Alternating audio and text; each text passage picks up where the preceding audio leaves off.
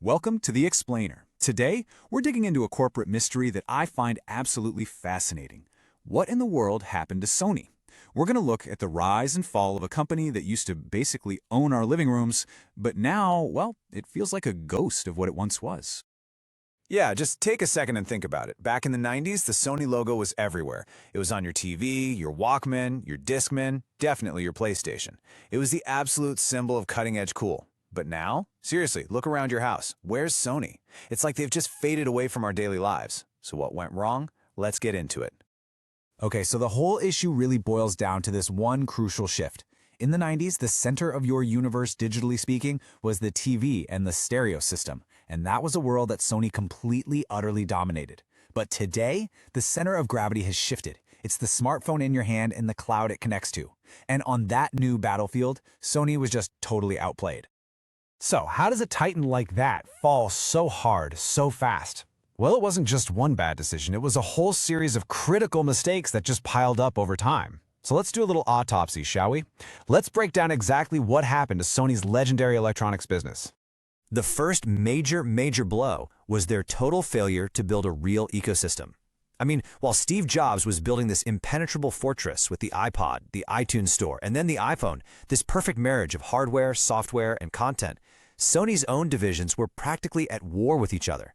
It was a deep cultural problem. Their amazing hardware people just couldn't get on the same page with their own music division.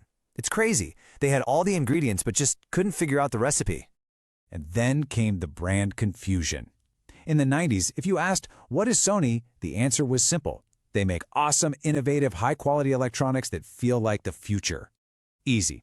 But by the 2000s, that question got really hard to answer. Are they a computer company? A movie studio? An insurance company? Wait, really? Yeah. The brand got so scattered, it just lost its meaning. Their smartphone strategy was another massive failure. And look, the Xperia phones, technically, were often fantastic. They had great cameras, beautiful screens, but that stuff doesn't matter if you can't get it into people's hands.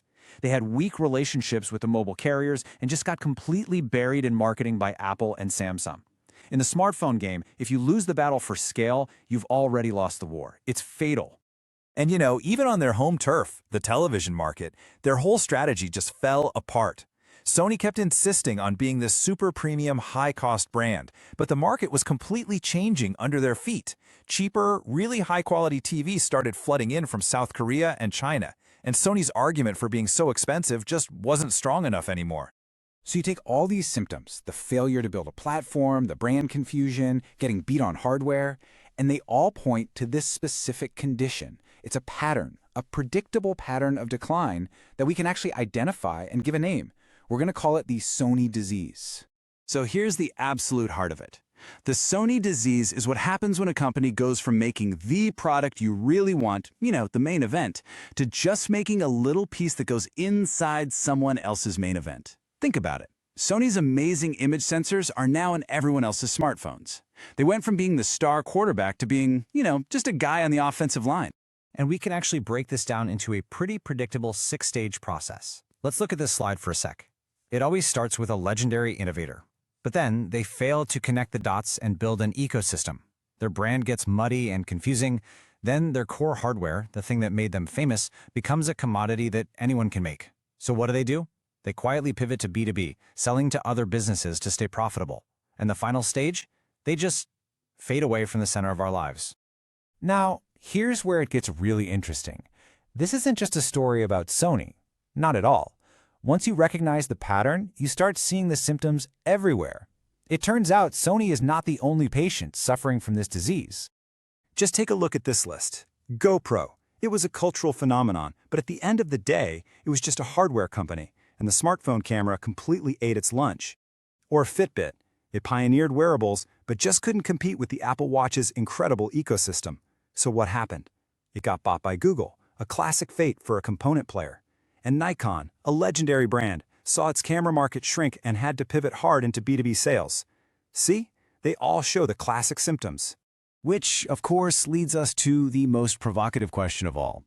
Could the undisputed king of consumer electronics, the master of the ecosystem itself, could Apple ever catch the Sony disease? I know. On the surface, that sounds completely insane. Apple is the successful platform company. They wrote the playbook. But if we use that same diagnostic framework we just built, we can actually start to see some potential cracks in the armor. Okay, so right now, Apple looks incredibly healthy. It has these powerful antibodies that Sony never had. For one, it controls its own operating system. It designs its own world-class chips. And its brand identity is absolutely razor-sharp. Unlike Sony, which had to rely on Windows and then Android, Apple controls the whole shebang, top to bottom. But, and this is a big but, there are some serious risks on the horizon. The single biggest danger for Apple is that it fails to invent the next essential device that replaces the iPhone.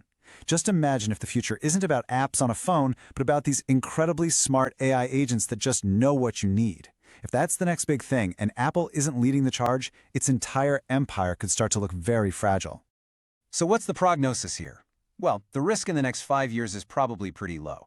But some analysts estimate that over a 10-year timeline, the risk of Apple catching a serious case of the Sony disease is actually around 30%. And that just shows you how relentless and completely unforgiving technology is. Nobody is safe forever. When you boil it all down, this is what it's about. The Sony disease isn't about who has the best tech or the most patents. It's about who designs and controls the total user experience. That is a huge lesson from Sony's fall from grace, and it is the ultimate challenge that every single tech giant, including Apple, has to stare down every single day. The real question isn't if the next disruption is coming, but who is going to lead it.